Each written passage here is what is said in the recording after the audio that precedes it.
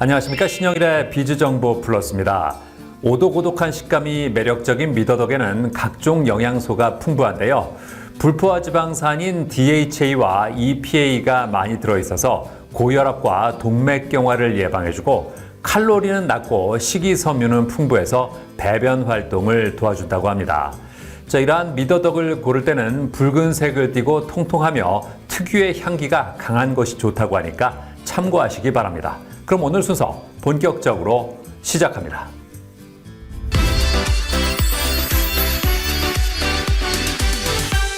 누구나 한 번쯤 겪어봤을 흔한 질환으로 두통을 꼽을 수 있습니다. 두통은 여러 가지 원인에 의해 발생하는데 원인에 따라서는 건강에 치명적인 영향을 미칠 수도 있습니다. 자, 그래서 이번에는 두통의 원인부터 치료 방법까지 자세히 알아봤습니다. 누구나 한 번쯤 겪는 흔한 증상 중 하나로 꼽히는 두통. 잦은 스트레스나 걱정이 많을 때 혹은 피곤할 때 유발되는 것으로 여겨져 대수롭지 않게 넘기는 경우가 많을 텐데요. 그러나 머리가 아프다고 해서 다 같은 두통은 아니라고 합니다. 때로 두통은 뇌출혈 등 심각한 질환의 전조 증상일 수 있는데요. 누군가에게는 참기 힘든 고통을 줘 삶의 질을 떨어뜨리는 요인이기도 합니다. 따라서 두통이 장기간 이어진다면 병의원에 방문해 검사를 받아봐야 한다는데요. 최근에 이제 스마트폰이나 컴퓨터 사용 시간이 늘어나면서 바른 자세보다는 목이 앞으로 나오는 거북목이나 일자목을 많이 하게 되고 있고요. 그러면서 목 근육이 경직이 되면서 경추성 두통이 같이 증가하고 있습니다. 그리고 스트레스가 요즘 많이 받지 않습니까? 그러면서 편두통과 나머지 군발성 두통, 긴장성 두통도 같이 늘어나는 추세입니다. 두통의 종류는 매우 다양하다고 합니다. 그렇기 때문에 두통의 원인을 찾는 것이 치료하기 이전에 중요한 첫걸음이라는데요. 두통 환자 상담 시 어떤 증상이 나타났는지 파악하고 임상 증상과 함께 과거력과 약물 복용 이력, 신경학적 진찰을 통해 2차성 두통을 감별한다는데요. 이때 필요시 신경과 전문의의 판단하에 자율신경계 검사나 근전도 검사, 뇌혈관 초음파, 혈액 검사를 시행하게 된다고 합니다. 네, 경추성 두통 같은 경우에는 한쪽 팔이나 손이 같이 저린 경우가 많고요. 그다음에 편두통이나 만성두통 같은 경우는 스트레스가 많아지기 때문에 이명이나 어지럼증을 같이 동반하는 경우가 많습니다. 두통 치료에는 약물 치료와 신경주사 치료 등 여러 치료 방법이 있다는데요. 그중 신경주사 치료는 종류가 다양해서 환자가 호소하는 증상에 맞춰 최적의 부위에 개인별 맞춤형 주사를 시행해야 합니다. 대표적인 주사 치료는 비스테로이드 신경치료 주사입니다. 이 치료는 근육신경 회복을 유도하는 주사 치료인데요. 목 뒤에 근육이 뭉친 경우에는 뭉친 근육에 주사를 줌으로써 근육의 회복을 유도하게 되고 두통의 빈도나 정도를 많이 줄여주게 합니다. 편두통은 자율신경과 관련된 경우가 많은데요. 자율신경 이완을 유도하는 부분에 주사 치료를 함으로써 편두통에 많은 호전을 보일 수 있습니다. 찌릿찌릿한 감각신경성 두통인 경우에는 신경 인접 부위에 바로 주사하여 통증을 완화하는 데 도움이 됩니다. 두통 환자 시 불면이나 우울감을 동반하는 경우도 흔히 볼 수 있는데요. 그럴 경우에는 경두계 전기자극 치료를 병행하기도 합니다. 이 치료법은 인체의 무해한 자기장을 활용해 뇌의 병변 부위에 직접 자극함으로써 뇌신경세포를 활성화하는 치료라는데요. 여러 정신신경계 질환을 치료하는 데 쓰이며 특히 우울증에 효과가 있는 편이라고 합니다. 그렇다면 두통 치료 후 관리는 어떻게 해야 좋을까요? 치료 후에 수일 내로 병원에 내원하여 경과를 확인하고 경과에 따라 치료 방법을 유지하거나 치료 방법을 바꾸는 등 환자의 상태에 따라 적절하게 치료를 하는 것이 좋습니다. 두통일기도 도움이 되는데요. 환자가 두통의 양상을 스스로 모니터링하는 것도 좋겠습니다. 현대인들이 두통으로 인해 사회생활에 지장을 받는 경우가 많다는데요. 두통, 무심코 넘어가지 말고 초기에 병의원에 찾아가 원인을 정확하게 파악한 후 맞춤 치료를 받길 바랍니다. 최근에 컴퓨터랑 스마트폰을 많이 사용하고 있지 않습니까? 그런데 그 사용 시간 중간에라도 스트레칭을 정확하게 해주면서 목의 긴장을 좀 풀어주는 게 좋을 것 같고요. 바른 자세를 유지하도록 노력하는 것이 좋을 것 같습니다. 그리고 모니터 위치도 시선보다 약간 높게 조정하는 것을 추천드리고, 두통 환자 같은 경우에는 자신의 증상을 적어보는 두통일기를 씀으로써 본인의 두통의 시간이나 양상을 기록해 보는 것도 많은 도움이 될 것 같습니다.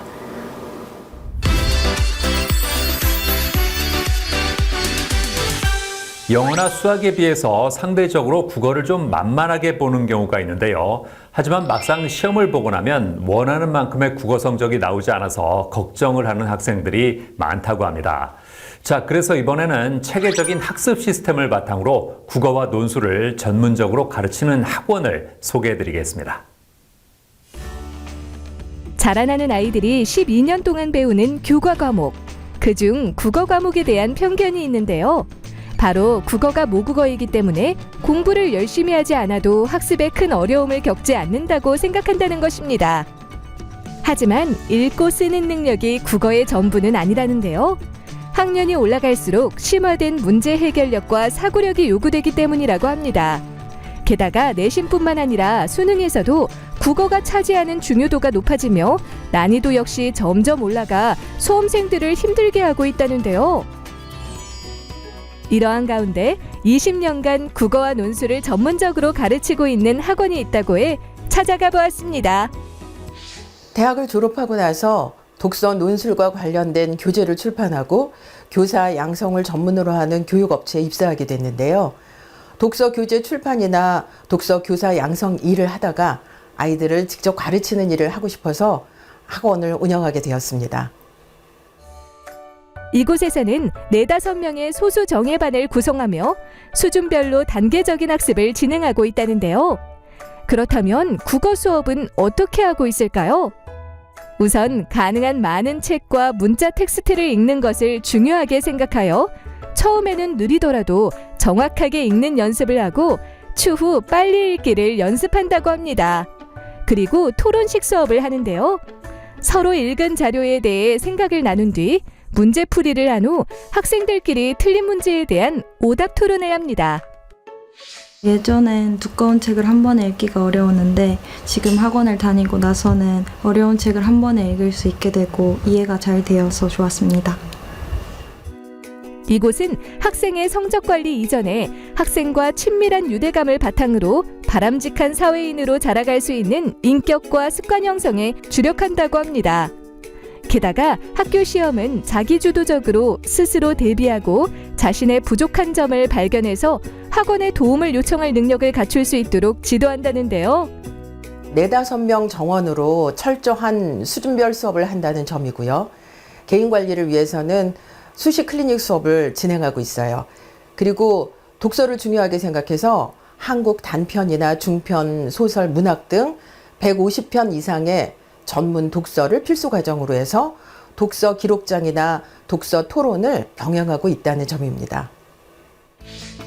성적을 끌어올리기 힘든 과목 중 하나인 국어. 이제는 효율적으로 국어 공부하는 방법을 배울 수 있는 전문 학원에서 국어와 논술에 대한 자신감을 길러보는 건 어떨까요?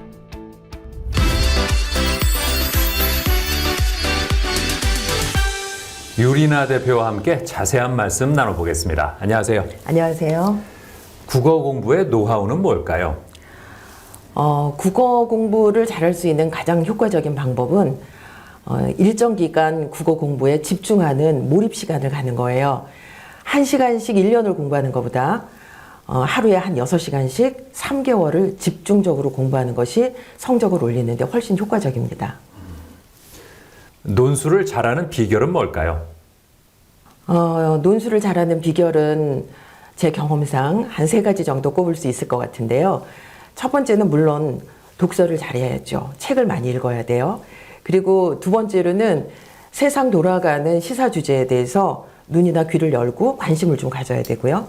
그 다음에 가장 중요한 학교 교과 공부를 열심히 하는 거예요. 대학에서 논술 시험을 낼 때 요 3가지를 접목해서 시험 문제를 내거든요. 그러니까 책을 많이 읽는 거, 그 다음에 세상 돌아가는 시사에 눈이나 귀를 열고 관심을 갖는 거, 그리고 또 하나 마지막으로 학교 교과 공부를 열심히 하는 거, 그게 굉장히 중요합니다. 어떤 운영 철학이 있을까요? 사교육 시스템이라는 것이 1차적으로는 성적을 향상시켜야 한다는 그런 한계를 가지고 있긴 하죠. 저는 국어나 논술을 지도하고 있고, 국어나 논술이라는 것이 책을 읽어야 되기 때문에 책에서 이야기하고 있는 어떤 인간으로서 가져야 하는 실존적인 물음, 이런 물음들에 대해서 아이들하고 많이 얘기를 하게 돼요. 그래서 저는 운영을 하면서 학교 성적도 물론 올려야겠지만 우리 학원과의 만남이 아이 인생에 있어서 조금 삶의 수준을 향상시키는 그런 기회가 되기를 소망하면서 학원을 운영하고 있습니다. 입시를 준비하고 있는 학생들에게 어떤 조언을 해주고 싶으세요? 저는 입시를 오랫동안 지도하면서 가장 안타까웠던 것이 학생들이 대학 수학 능력 시험 굉장히 어렵게 생각하고 부담을 느끼고 있다는 거예요. 근데 기본적으로 이 수능 시험이라는 것이 난이도가 아주 높은 시험은 아니거든요. 대학에 들어가서 학문을 닦을 수 있는 가장 기본적인 체력을 가지고 있나, 그걸 평가하는 시험이니까 학교 공부를 열심히 하면, 그리고 성실하게 고등학교 기간을 보내면 자기가 원하는 좋은 성적을 거둘 수 있을 거다라고 생각합니다. 그러니까 너무 어렵게 생각하지 말고 좀 이 시험은 만만한 시험이다, 내가 해볼 만한 시험이다, 이런 생각을 가지고 열심히 했으면 좋겠습니다. 네, 오늘 말씀 잘 들었습니다. 감사합니다. 감사합니다.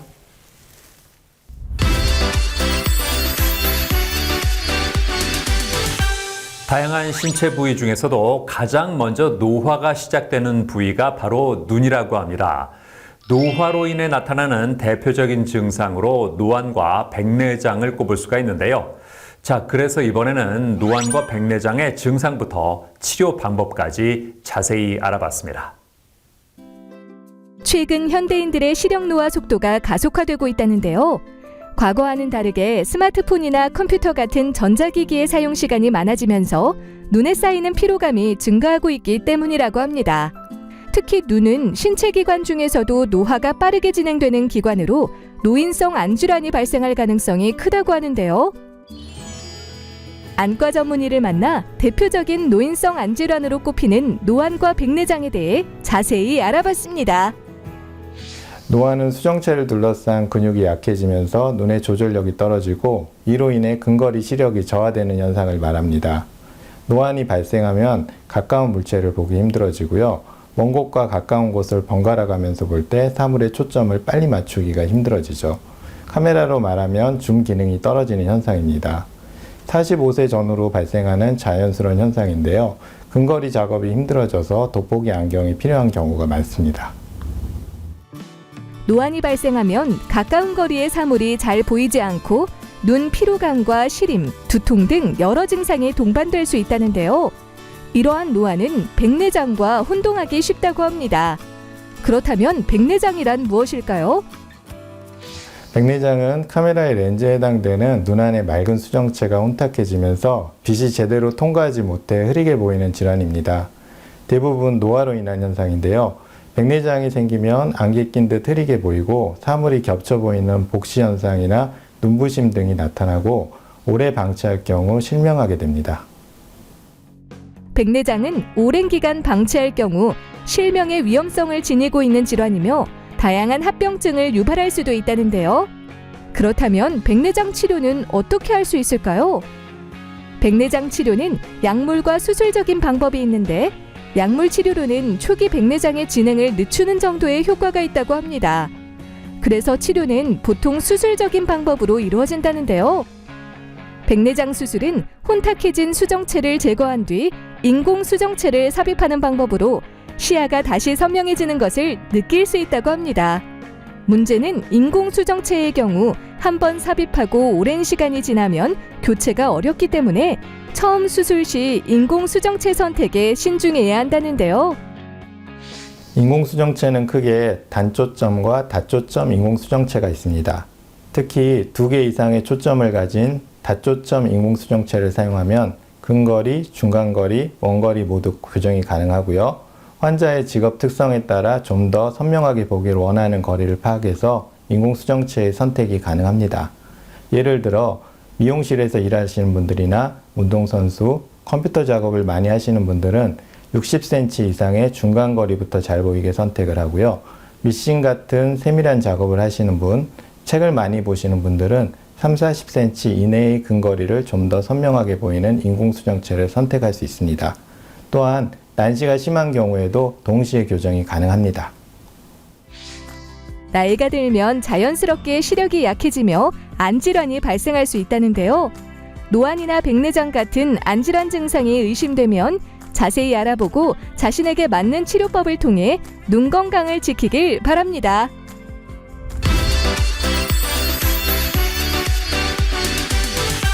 이재용 원장과 함께 자세한 말씀 나눠보겠습니다. 안녕하세요. 안녕하세요.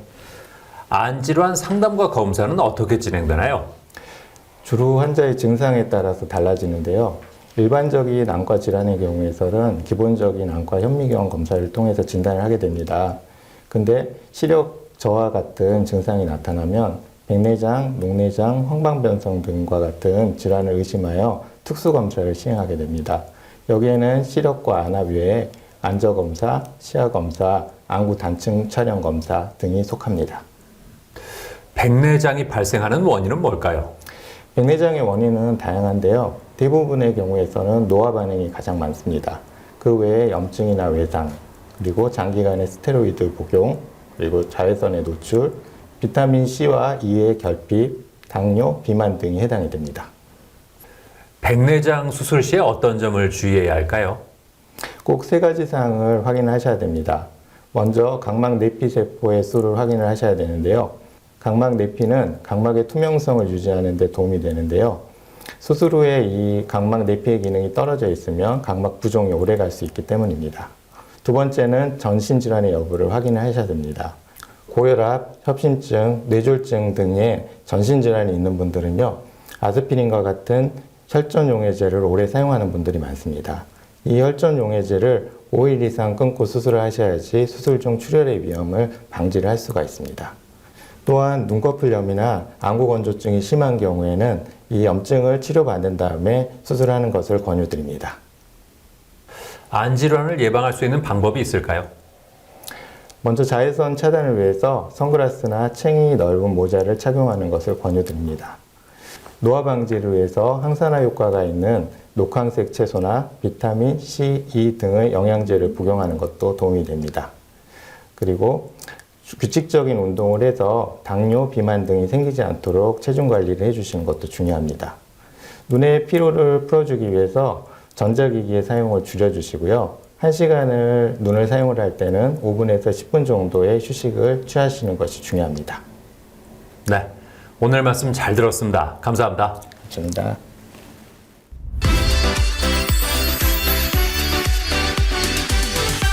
소비재 중에서도 화장품만큼이나 품목이 다양한 경우도 드물 겁니다. 화장품을 찾는 수요가 늘어나면서 새로운 화장품들이 쏟아져 나오고 있는데요. 자, 이런 가운데 인체에 무해한 기능성 화장품과 바디 제품을 선보인 곳이 있습니다. 만나보시죠. 외모에서 큰 비중을 차지하는 우리의 소중한 피부. 피부 상태는 우리 몸의 신진대사가 원활하게 이루어지고 있다는 것을 알려줄 뿐만 아니라 사회적 자신감을 높이는 데 한몫한다는데요. 하지만 바쁜 현대인들은 피부 관리를 제대로 하기 힘든 경우가 많을 것입니다. 이에 요즘에는 충분한 수분 보충이나 피부 타입에 맞는 기능성 화장품을 사용하는 사람들이 늘어나고 있다는데요. 경기도에 위치한 한 회사. 이곳에서는 친환경 기능성 화장품을 비롯한 다양한 제품을 국내에 선보이며 많은 소비자를 사로잡고 있다는데요. 저희 회사는 화장품 전문 회사로 2010년도에 설립을 했습니다. 초기에는 미백 제품이나 그리고 얼굴 주름 관련 제품들을 생산하게 되었다고 해요.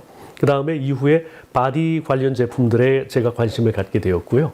그 이후에 연구 개발을 계속해서 약 6년간 연구 개발을 했습니다.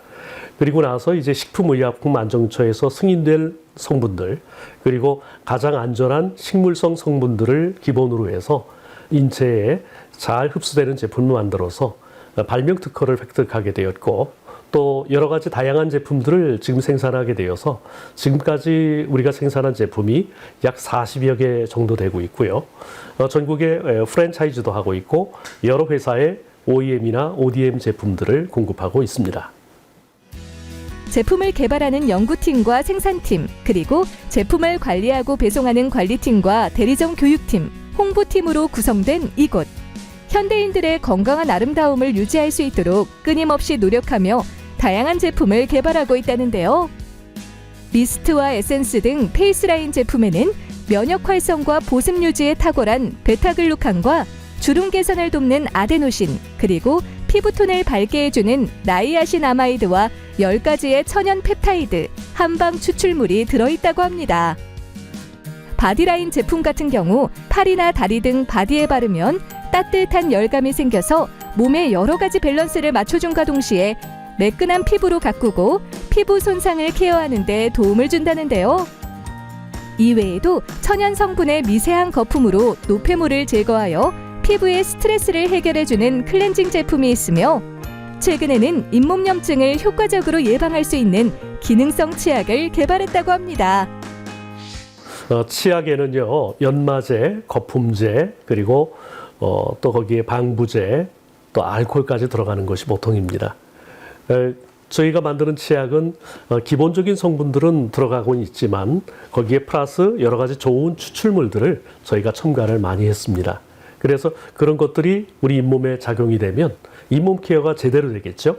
그래서 이런 것들을 잘 믹스해서 또 거기에 천연에 가깝게 연구해서 또 아이들, 또 노인들 누구나 사용했을 때 이에 대한 불쾌감이 들지 않고 또 잇몸에 불쾌한 염증도 예방할 수 있는 그러한 고기능성 제품을 만들어 출시하게 되었습니다. 요즘 남녀노소 불구하고 다 이 아프신 분들이 많잖아요. 그런 분들에게 케어가 되는 아주 좋은 제품입니다. 화장품은 누구나 쓰는 물품으로 우리 생활과 매우 밀접한 관련이 있는데요. 앞으로는 인체에 무해한 것은 물론 주름과 미백 등 탁월한 고함량 기능성 화장품으로 간편하게 피부를 관리해보는 건 어떨까요?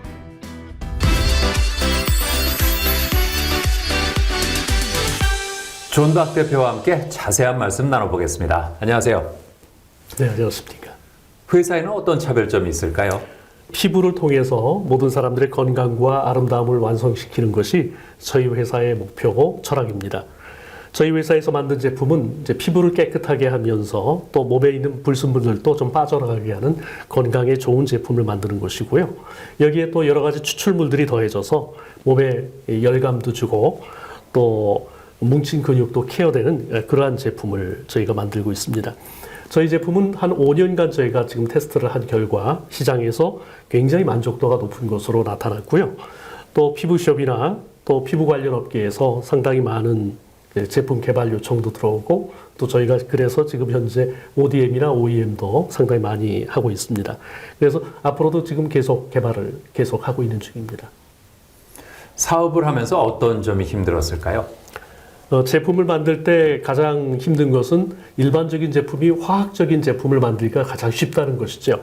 저희가 천연 원료로 제품을 만드는 것이 가장 힘들고 또 거기에 테스트를 많이 해서 인체에 또 무리가 없고 더군다나 인체에 더 좋아지게 만드는 제품을 만드는 것이 저희가 가장 어려운 점이었습니다.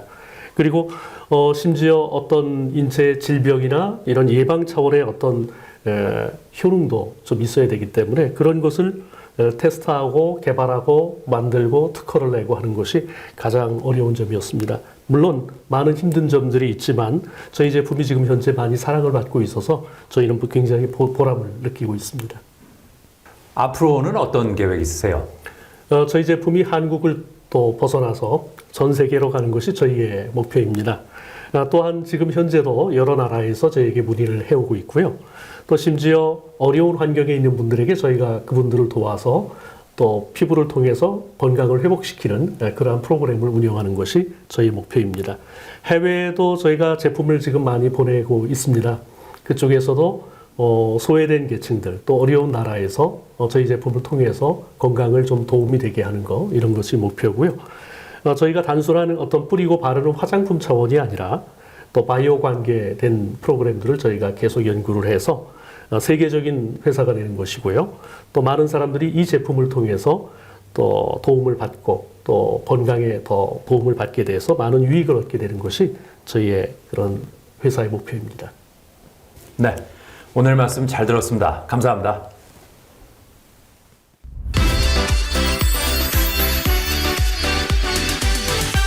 학생들은 과목별로 계획을 세워서 공부하는데요.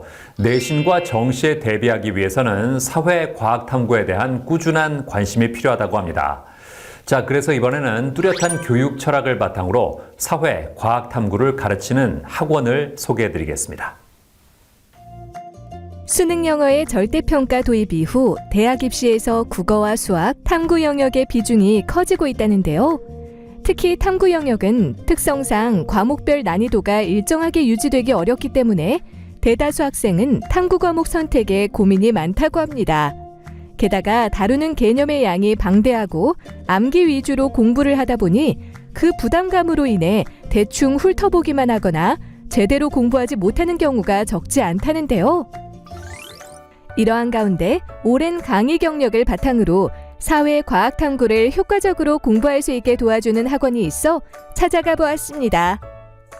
이곳은 젊고 실력 있는 강사들이 열정적으로 강의를 진행하고 거의 밤을 지새워가며 학교별 학생별로 유용한 자료를 만든다는데요.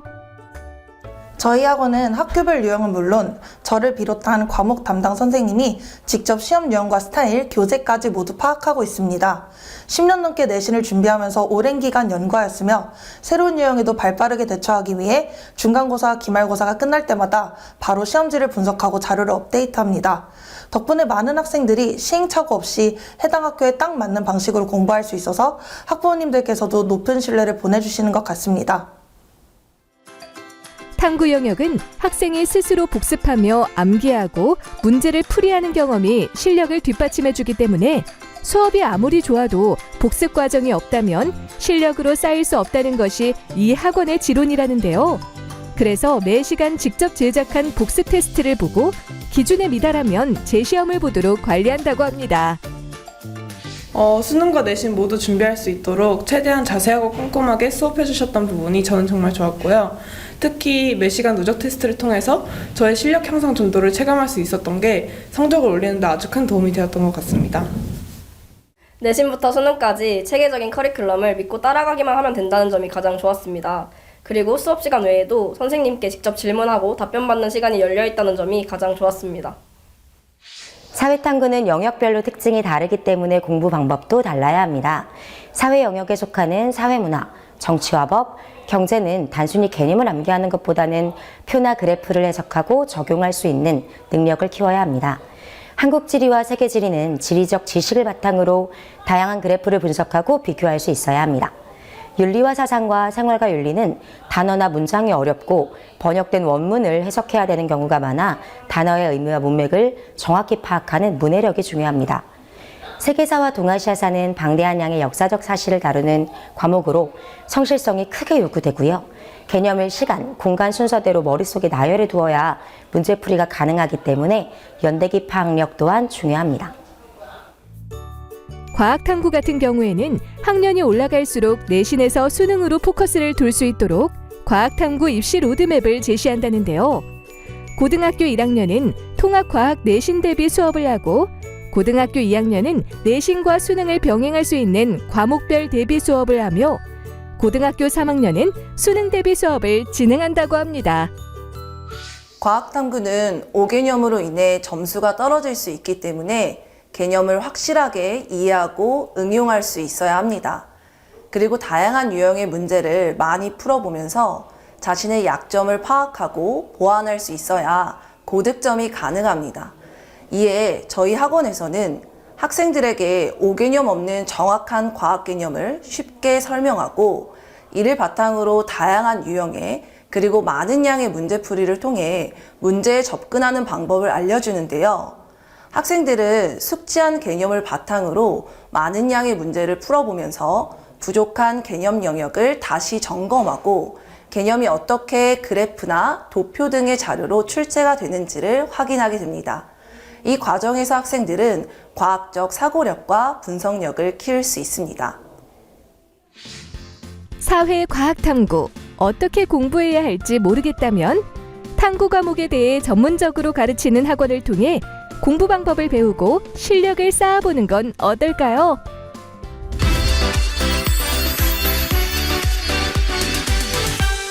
황나리 대표와 함께 자세한 말씀 나눠보겠습니다. 안녕하세요. 네, 안녕하세요. 학원 소개를 부탁드리겠습니다. 저희 학원은 탐구 전문 학원입니다. 대학 입시에서 가장 전략적으로 접근할 수 있는 과목이 바로 사회탐구와 과학탐구 영역이라고 생각합니다.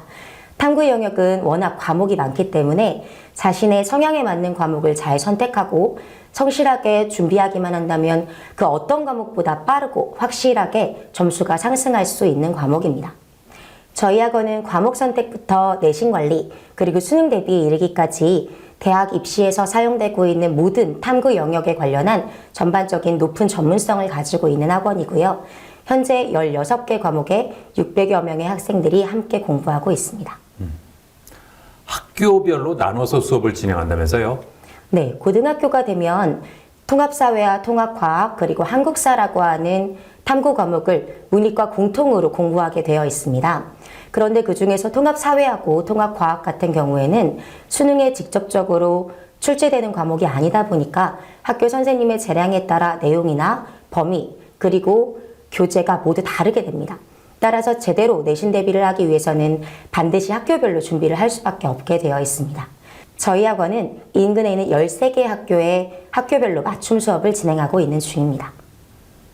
앞으로는 어떤 계획이 있으세요? 저희 학원을 거쳐가는 모든 아이들이 좋은 결과가 있었으면 좋겠다는 게 바람입니다. 탐구 영역은 국영수에 비해 선천적인 재능이나 선행 여부보다는 성실성이 아무래도 중요한 과목입니다. 그렇기 때문에 열심히 한 만큼 결과가 나타날 수 있다는 거에 대한 경험을 많은 아이들이 했으면 좋겠고 그 과정에서 저희 학원이 많은 도움이 되었으면 좋겠습니다. 앞으로도 지금까지처럼 끊임없이 발전하고 성장할 수 있는 학원이 될 수 있도록 최선을 다해 노력하겠습니다. 네, 오늘 말씀 잘 들었습니다. 감사합니다. 네, 감사합니다.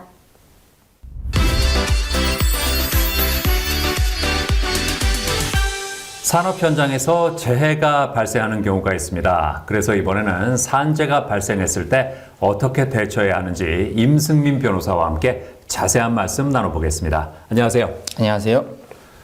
산업재해 보상보험이란 뭘까요?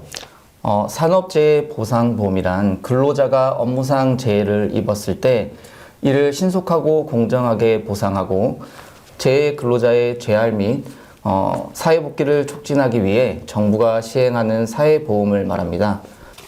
산재보험은 근로기준법상 사업주의 재해보상 책임을 보장하기 위해 국가가 사업주로부터 보험료를 걷어들여 재원을 확보해 두었다가 업무상 재해를 당하는 근로자가 발생하게 되면 사업주를 대신해 보상을 해주는 제도입니다.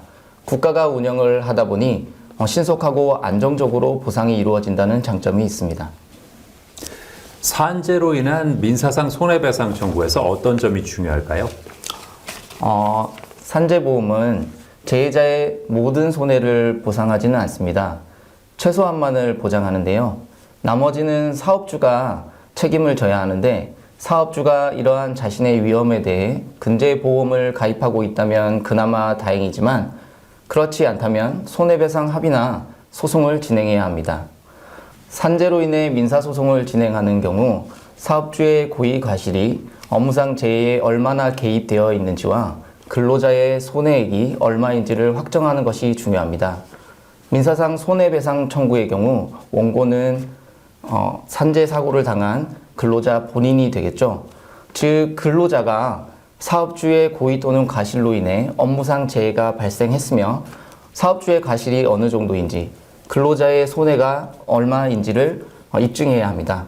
하지만 실상에서는 일상에서 먹고 사는 문제에 집중하고 있던 근로자가 이를 입증하기란 매우 어렵습니다. 그렇기 때문에 저와 같은 전문가의 도움이 필요한 분야이기도 하고요. 산재보험과 산재로 인한 손해배상 소송은 어떤 차이가 있습니까? 산재보상보험과 민사상 손해배상 청구는 많은 부분에서 차이가 있습니다. 가장 큰 차이점을 꼽자면 산재보상보험의 경우 업무상 재해 발생에 있어 사업주의 고의 또는 과실이 있었는지를 묻지 않습니다. 하지만 민사상 손해배상 청구의 경우 업무상 재해 발생에 있어서 사업주의 기책 사유가 있어야 합니다. 그렇기 때문에 산재 승인을 받았다고 하더라도 업무상 재해 발생에 있어 사업주의 고의 또는 과실이 확인되지 않는 경우에는 민사상 손해배상을 받지 못하는 경우가 발생할 수 있습니다. 그리고 보상 범위에 있어서도 차이가 존재하는데요. 산재 보상보험의 경우 손해액을 정액 정률 방식으로 보상하지만 민사소송의 경우에는 치료비에 해당하는 적극손해, 일실 수입에 해당하는 소극손해, 정신적 고통에 대한 위자료 등 전 분야에 대해서 보다 폭넓게 배상을 받을 수 있습니다. 산재 보상금의 종류는 어떻게 됩니까? 산재 보상금의 종류에는 치료비에 해당하는 요양급여와 재해자가 요양기간 동안 일을 하지 못해서 발생하는 손해에 해당하는 휴업급여, 그리고 요양기간이 종료된 후 장애가 남게 되었을 때 재해자가 향후에 얻지 못하게 되는 손해에 해당하는 장애급여 등으로 나눌 수 있습니다. 만일 재해자가 업무상 재해로 사망한 경우라면 유족급여와 장애 비용 등을 받을 수 있습니다. 사업장에서 사고가 발생했을 때 개인적으로 배상받는 것과 산재 처리하는 것 중에 어떤 게 유리한가요? 사업장에서 사고가 발생하는 경우 사업주는 회사의 명예실추, 보험 요율의 상승, 그리고 강급공사에서의 입찰 참가 자격 제한 조치 등 불이익을 회피하기 위해서 산재 처리보다는 공상 처리를 선호하는 경향이 있습니다. 여기에서 말하는 공상 처리에는 본래 법률상 용어는 아닙니다. 공상 처리의 경우 치료비와 치료 기간 동안의 임금 보전액을 기준으로 보상이 마무리되는 경우가 많기 때문에 재해자가 치료가 종결된 후 추가로 치료가 필요하거나 후유 장애가 남게 되는 경우에 이러한 부분을 추가적으로 보상받기 힘듭니다. 따라서 사업주와 임의로 합의하는 공상 처리보다는 산재 보험 신청을 통해 처리하는 것이 보다 유리합니다. 만약 사업주와 임의로 합의를 한 경우에도 권리 행사 기간 내라면 근로복지공단에 산재 처리를 신청할 수 있는데요. 이 경우에는 업무상 재해가 발생한 지 상당한 기간이 경과한 후라면 업무상 재해로 인해 근로자가 손해를 입었다는 사실을 입증하기 곤란하기 때문에 이러한 자료를 확보해 두는 것이 유리합니다. 산재보험 미가입 사업장도 산재보험의 혜택을 받을 수 있을까요? 1인 이상의 근로자를 고용하고 있는 사업장이라면 산재보험에 가입해야만 합니다. 따라서 사업장의 산재보험 가입 여부와는 상관없이 업무상 재해를 입은 근로자라면 산재보험 적용을 받을 수 있습니다. 다만 사업주의 경우에는 산재보험에 미가입된 기간 동안의 보험료를 일괄 납부해야 하고 재해자에게 지급된 보험급여의 50%를 부담해야만 합니다. 사건 해결 노하우가 있을까요? 저는 의뢰인과 소통에 시간과 정성을 들이는 것이 매우 중요하다고 생각합니다.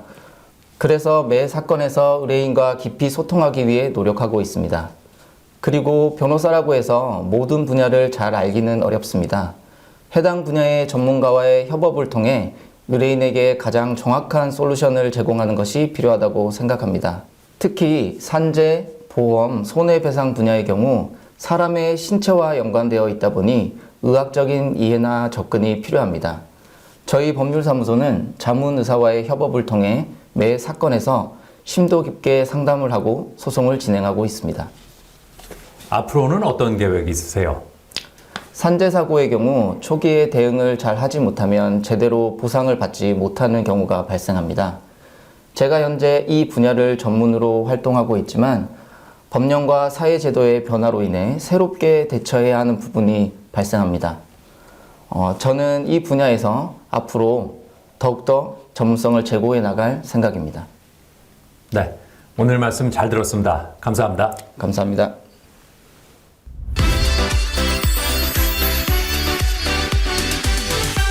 아이가 또래보다 발달이 느리면 부모는 걱정이 앞서는데요. 자, 그래서 이번에는 아이의 성장을 도와주는 이유림 대표와 함께 자세한 말씀 나눠보겠습니다. 안녕하세요. 안녕하세요. 언어심리학습연구소를 설립한 계기가 뭘까요? 국어 교사로 재직하던 중 언어 표현, 사회성, 문해력 저하의 어려움을 보이는 친구들을 많이 봤습니다. 이에 자연스럽게 언어치료 분야에 관심을 갖게 되었고 석사 과정을 밟으면서 난독증 프로그램을 개발하게 되었습니다. 이후에 언어치료를 더 전문적으로 연구하고 효과적인 상담 치료를 하고자 관련 연구소를 개소하게 되었습니다. 특히 코로나 이후 언어 발달, 발음의 어려움을 호소하시는 분들이 더 늘고 있는데요. 발달이 더딘 아이들을 치료하는 기관은 많이 있지만 언어, 인지, 학습을 중점적으로 프로그램을 진행을 하는 기관이 많이 없는 상황이라 관련 연구소를 개소하게 되었습니다. 상담은 어떻게 진행될까요? 아동과 가장 많은 시간을 보내는 주 양육자와 상담을 진행을 합니다. 언어 발달이나 인지, 학습에 관련된 상담만 진행하는 것이 아니라 부모와 아이의 관계 개선을 위한 상담도 진행하고 있습니다. 또한 부모로서 아이를 어떻게 대하면 좋을지도 다루고 있습니다. 현실적인 문제를 다루고 주 양육자가 궁금해하는 부분에 대해서 자세히 설명드리기도 합니다. ADHD 아동을 위한 프로그램은 뭘까요? ADHD 아동들은 특히 학교에 입학한 후 많은 어려움에 직면을 하게 되는데요. 주의력 결핍과 과잉 행동으로 인한 적응의 어려움, 또한 주의력 결핍으로 인한 학습의 어려움을 겪고 있습니다. 아동 개개인의 인지적 강약점을 파악한 후에 기초인지 증진 프로그램과 문해력, 쓰기, 수인지 증진을 위한 학습 프로그램을 진행하고 있습니다. 가정에서도 쉽게 지도할 수 있도록 주 양육자에게 학습 자료도 배포하고 있습니다. 프로그램 진행 시에 어떤 점을 중요하게 보세요? 학습의 어려움을 해소하는 것도 중요하지만 아이와 함께 수업하는 데 있어서 중요한 부분은 미숙한 정서 수준을 공감해주고 이해해주는 것입니다. 또한 의사소통 능력 증진, 계획적인 일상 관리를 위한 부모 교육도 진행을 하고 있습니다. 마지막으로 학교 적응 및 또래 관계 개선을 위한 부적절한 행동 지도 또한 학습 프로그램 진행 시 매우 중요하게 다루고 있습니다. 언어 발달이 느린 아이를 위해서는 어떤 프로그램을 진행합니까? 네. 검사를 통해 아동의 현행 수준을 파악한 후 1:1 개별화 프로그램을 진행하고 있습니다. 이때 언어 수준뿐만 아니라 인지적 강약점을 파악하고 아동의 놀이 수준, 아동이 좋아하는 것, 부모의 양육 태도 또한 파악해서 수업을 진행을 하고 있습니다. 개별화 수업을 한 후 언어 이해 및 표현이 증진되면은 일반화를 위한 사회성 프로그램도 진행하고 있습니다. 난독 클리닉도 있다고요? 난독증을 가진 분들을 위한 프로그램입니다. 난독증을 선별하고 어떤 증상을 보이는지 정확하게 파악하는 게 우선입니다. 말초성 난독증인지 중추성 난독증인지부터 파악하는 것이 시작인데요. 난독증은 같은 연령과 지능, 학습 수준에 비해서 해독, 읽기 이해, 읽기 유창성이 매우 비정상적으로 어려움을 보이며 의문 인식에도 어려움이 있으므로 이를 해소하기 위한 프로그램을 진행하고 있습니다. 아이나 부모의 반응은 어떻습니까? 아이들이 재밌어하니 자꾸 놀러 가자고 하고 공부하러 가자고 합니다. 그리고 아이가 언어 표현도 많아지고 밝아지자 부모님도 매우 만족도가 높으십니다. 학습 능력이 점점 오르니 밝아졌다는 이야기도 많이 듣고요. 더 이상 학교 가기 싫다는 이야기도 많이 안 한다고 합니다. 그리고 현행 수준에 대한 정확한 브리핑도 중요하지만 특히 양육 태도와 교육 방법에 대해 아이와의 관계 개선에 필요한 피드백을 자세히 말씀드릴 때 매우 좋아하십니다. 지금의 사업장을 만들 수 있었던 노하우는 뭘까요? 언어 재활사의 역량이 곧 사업장의 역량이 되므로 언어 재활사의 역량을 기르기 위한 교육을 꾸준히 하고 있습니다. 앞으로는 어떤 목표가 있을까요? 우리 연구소만의 장점은 내담자가 가진 어려움의 원인을 정확하게 파악하고 맞춤 개별화 프로그램을 한다는 것에 있습니다. 언어 재활사지만 교육, 심리, 운동 발달, 감각 통합 등 아동을 정확하게 이해하기 위해서 다양한 분야를 접목하여 다각도로 분석하는데요. 앞으로도 꾸준한 연구와 프로그램 개발을 통해 질 높은 상담을 제공하는 것이 저희 기관의 목표라고 할 수 있겠습니다. 네, 오늘 말씀 잘 들었습니다. 감사합니다. 감사합니다.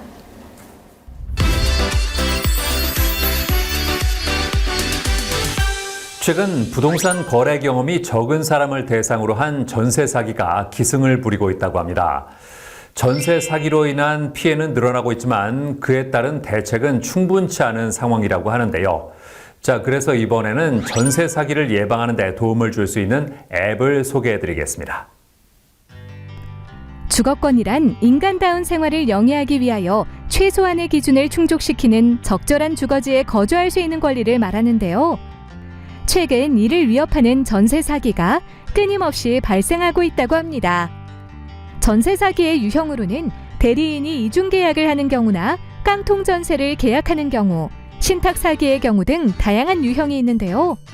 특히 대학생이나 신혼부부 등 부동산 거래 지식이 부족한 사람들을 대상으로 전세 사기를 벌이는 경우가 많으며 피해액도 나날이 늘어나고 있다고 합니다.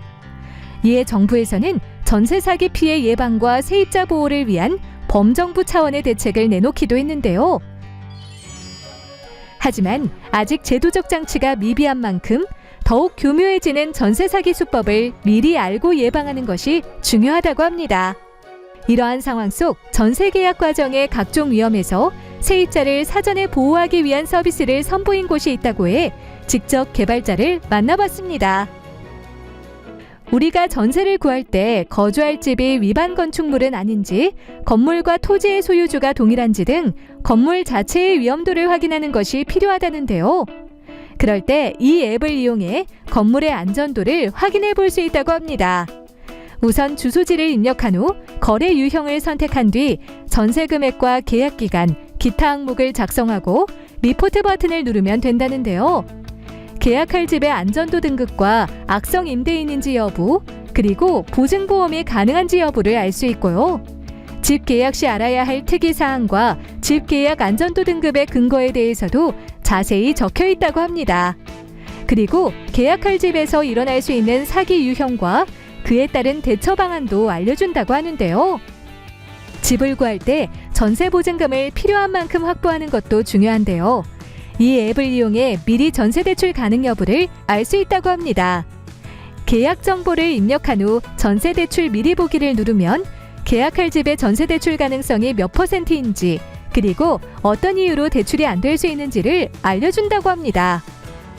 이 앱은 보증금 미반환 사고 접수 데이터를 활용해 부동산 안전도 점수를 산출하고 리포트를 구성해 제공하여 많은 사람들의 보증금 사기를 예방하고 있다는데요. 특히 서비스의 공신력을 바탕으로 일반인들뿐만 아니라 공인중개사까지 활용하고 있으며 안전도 분석의 기술력과 정확성을 인정받아 혁신 창업 기업으로 선정되었다고 합니다. 전세 사기 급증의 시대 속 소중한 내 보증금 어떻게 지킬 수 있을지 고민이 된다면 앞으로는 전세를 알아볼 때 전세 사기 예방 앱을 통해 보증금 안전도 등급과 악성 임대인 여부, 그리고 전세 대출 가능성까지 알아보고 신중하게 계약하길 바랍니다.